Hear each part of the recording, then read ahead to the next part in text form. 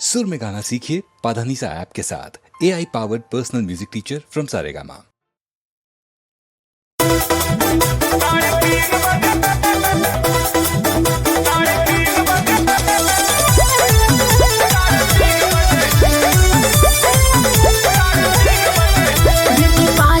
जाके मैं कॉप करूंगी, आज आया नहीं तो ब्रेकअप करूंगी, समझे?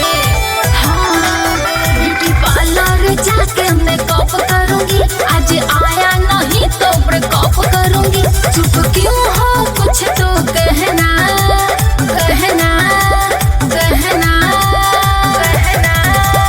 3:30 बजे क्या 3:30 बजे मुन्नी जरूर मिलना। 3:30 बजे 3:30 बजे मुन्नी जरूर मिलना। 3:30 बजे 3:30 बजे मुन्नी जरूर मिलना। 3:30 बजे।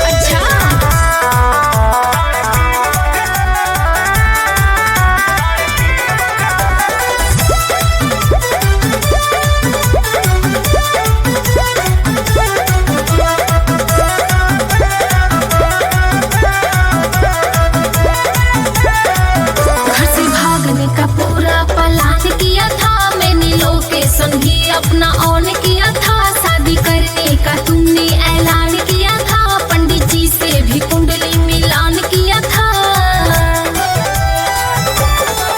घर से भागने का पूरा प्लान किया था मैंने, लोकेशन भी अपना ऑन किया था। शादी करने का तुमने ऐलान किया था, पंडित जी से भी कुंडली मिलान किया था। अब मुश्किल है तेरे बिन रहना रहना रहना। 3:30 बजे 3:30 बजे मुन्नी जरूर मिलना। 3:30 बजे 3:30 बजे मुन्नी जरूर मिलना। 3:30 बजे 3:30 बजे मुन्नी जरूर मिलना। 3:30 बजे।